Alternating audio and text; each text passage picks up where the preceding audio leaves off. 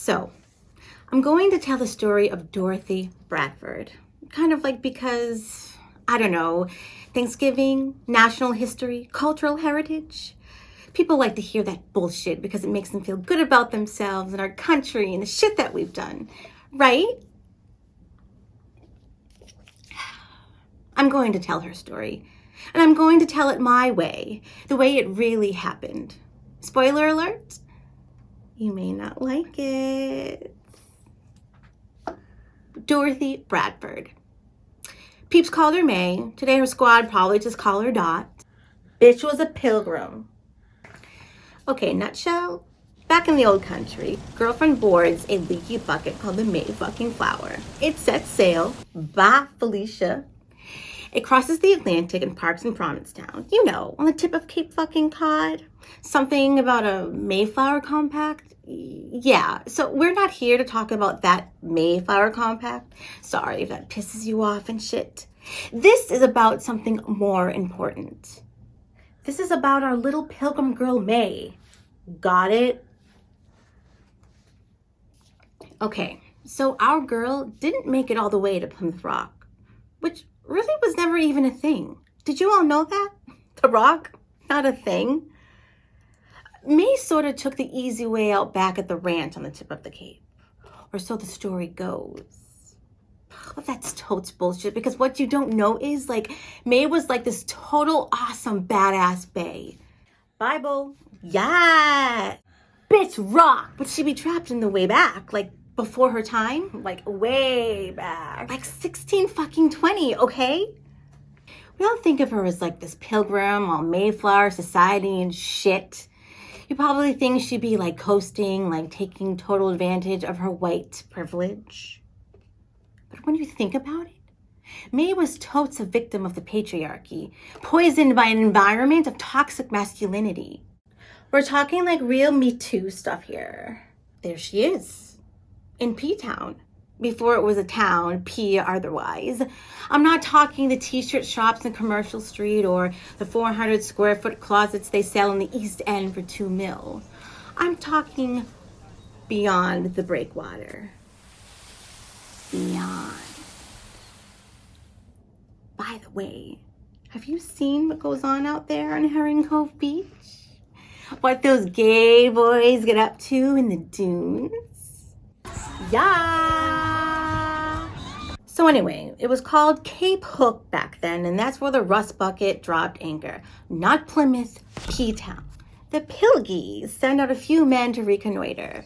They find a freshwater spring in what one day would be called Truro, which is just about the best thing that ever happened in that dump. Ever try to build a new house in Truro?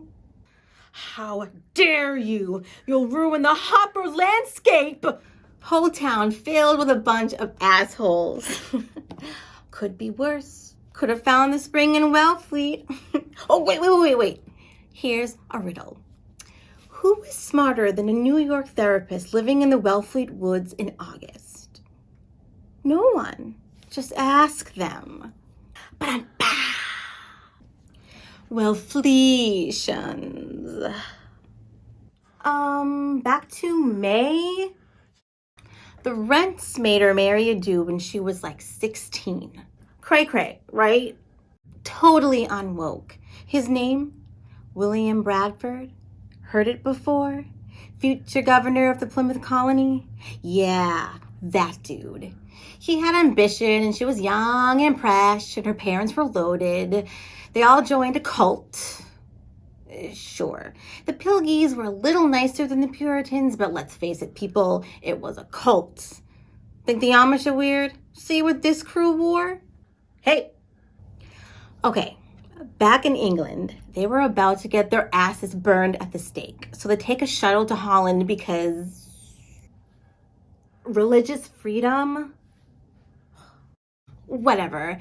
They had to find a place more tolerant. And they get there, and guess what? It's not good enough for the Grimms because the Dutch are too tolerant. They'll let just anyone in. She's not making this shit up. So anyway, back on the Mayflower, crossing sucked. Blown way off course. 3 months of solid puking and eating crap, and we end up in Nowheresville. The men go up, dig out some Indian graves, and steal their corn. Get this. The Grimms leave the natives an IOU for the corn. Seriously. Indians must have seen them coming because they were like out of there. Like the tea kettle was still warm. Or maybe they were all dead. The pox? Smallpox. No one knows for sure because not enough people care. So back on the boat, it was up to the women to mop up the puke and for the first time in 3 months, do the wash, which smelled like a pilgrim, okay? Our girl May goes out there on the poop deck for the first time and looks around. Are you effing kidding me? She got on the boat thinking Jamestown. You know, nice wooden stockade, vegetable gardens, well-stocked market, water sports on the river. She'd seen the promotional sketches. Civilization light, maybe not granite countertops, more like frontier style, but with solid amenities. Ever hear the expression Cape Light? I'm an inspiring artist and I travel to the Cape for 3 weeks every summer to paint because of the lights. She must have missed it because as she stood there with a puke-stained mop in her hand and looked out, it wasn't the light she was seeing. There was sky and water and sand. Yeah. Oh, look, over there, some seagrass and a tree, a shitty, leafless, windblown tree. And behind, a dune, and another dune, and another. And it's the 7th of December, and she knows that even though it may be in the mid-40s, that can't last much longer. This whole harbor will become an ice floe. We will sail across the bay. The crew will drop our sorry asses on the beach. We'll say goodbye to this bucket, and then what? Where will we live? What the hell will we eat? We're just about out of hardtack. You hear that coughing? Half the passengers can barely stand. Let's just say that these men figure out a way to build a couple of shacks that'll keep the snow out. That these city boys will find a way to hunt and fish well enough to feed us. What are my chances of making it till spring? Why am I here? Had we come to this godforsaken place at the end of the world? And that's when it hit her, like a brick, okay?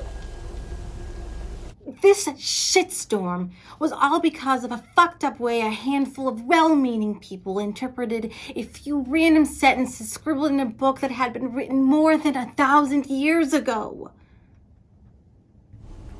I leaned over the rail, stared at the water below. So cold, so calm, so clear. A tear fell from her eye. I looked into the ripples that spread out across the surface and saw the thatched cottage in Cambridgeshire where I was born. Another tear. The blooms of the lilacs that I planted by the gate. A third. There was little John. The son she left back in Holland with her parents. More tears, more ripples of time and memory. The things that I loved and would never see again. And somehow, the water was no longer gray as slate. It radiated with the heat of her golden memories. From when I was warm and happy and content. She stepped out of her shoes, threw her bonnet to the wind. I let my hair down. She untied her apron, tossed it aside.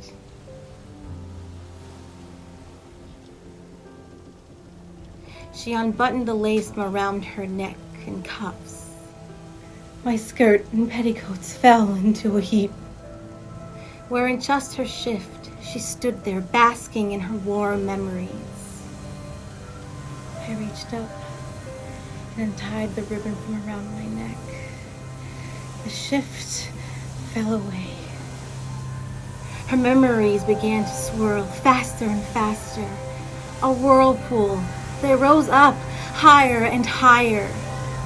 I stepped out into the air, into her past, into the arms of those she loved.